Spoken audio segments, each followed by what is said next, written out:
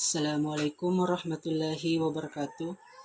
Perkenalkan, nama saya Muhammad Furkan dengan NIM 1904010159 dari kelas EKIS 5F.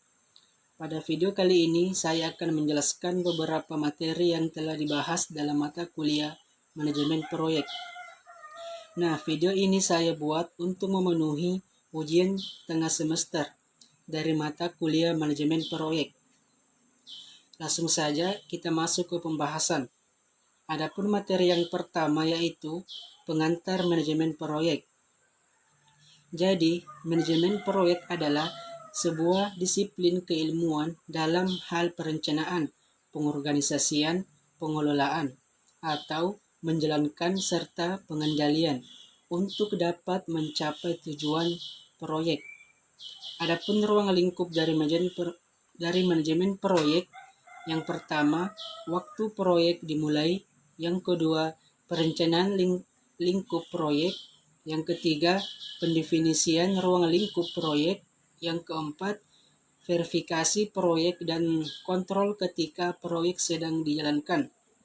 Nah, terdapat beberapa contoh hasil implementasi dari kegiatan proyek manajemen yang telah dilaksanakan.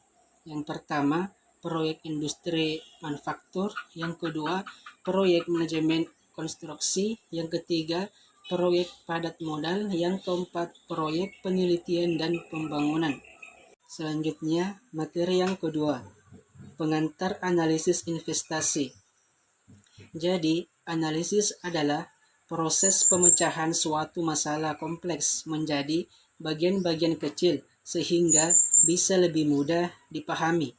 Sedangkan investasi adalah upaya menanamkan modal atau dana dengan harapan bisa mendapatkan keuntungan di masa mendatang.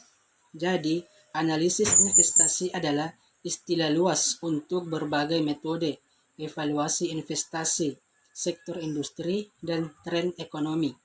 Hal ini dapat mencakup atau memetakan pengembalian masa lalu untuk memprediksi kinerja masa depan, memilih jenis investasi yang paling sesuai dengan kebutuhan investor, atau mengevaluasi sekuritas individu serta saham, dan juga obligasi untuk menentukan risiko potensi hasil atau pergerakan harga.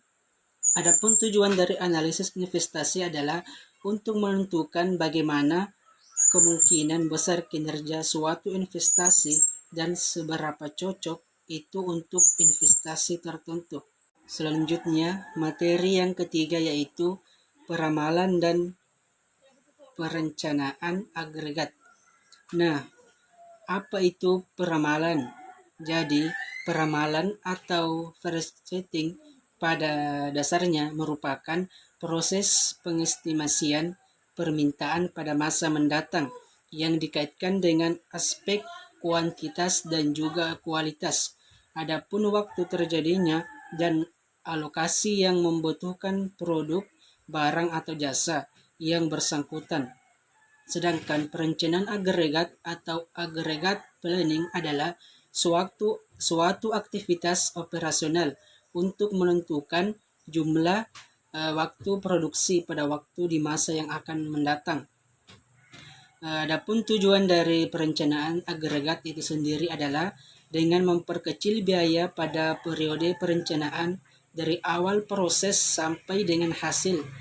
Bagi pengusaha manufaktur, jadwal agregat ini menghubungkan sasaran strategis perusahaan dengan rencana produksi. Tetapi untuk organisasi jasa menjadwalkan agregat ini menghubungkan sasaran dengan jadwal pekerjaan. Selanjutnya, materi yang keempat yaitu pemilihan lokasi.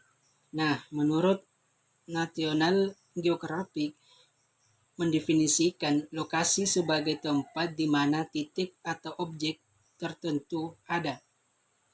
Istilah lokasi memiliki keterkaitan dengan tempat yang dapat dinyatakan dalam sebuah wilayah seperti permukiman, kota, desa, atau bahkan situs arkeologi. Pemilihan lokasi merupakan faktor penting yang berpengaruh terhadap kesuksesan suatu usaha, karena pemilihan lokasi juga berhubungan dengan keputusan pembelian konsumen. Masalah lokasi sangat mempengaruhi risiko dan keuntungan perusahaan secara keseluruhan. Misalnya, biaya pengangkutan bahan mentah yang masuk atau produk yang jadi keluar dari perusahaan dapat mencapai 1/4 dari harga jual produk.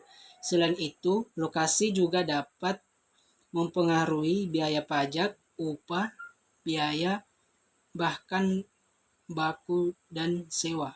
Selanjutnya, materi kelima yaitu desain produk dan jasa. Nah, apa itu desain produk? Jadi, desain produk adalah proses menciptakan produk baru yang akan dijual oleh perusahaan untuk pelanggannya. Sebuah konsep yang sangat luas, pada dasarnya generasi dan pengembangan ide-ide efektif dan efisien melalui proses yang mengarah ke produk-produk baru, di mana perusahaan akan menciptakan produk-produk baru yang kreatif dan unik.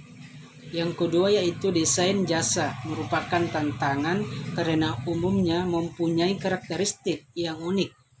Satu alasan kenapa produktivitas dalam jasa begitu rendah adalah karena baik desain dan pengantar produk jasa memasukkan adanya interaksi pelanggan.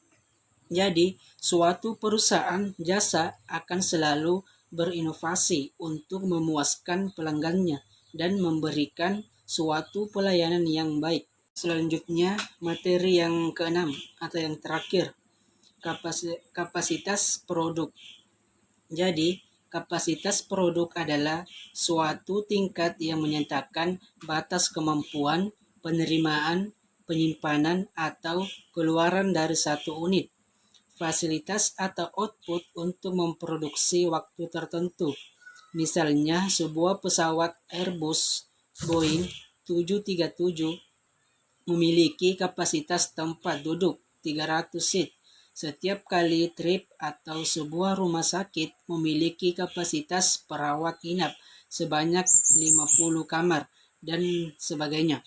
Jadi, kapasitas produk tersebut ditentukan berdasarkan kapasitas sumber daya yang dimiliki, antara lain seperti mesin, kapasitas tenaga kerja, kapasitas bahan baku, dan kapasitas modal. Sekian pemaparan video saya. Assalamualaikum warahmatullahi wabarakatuh.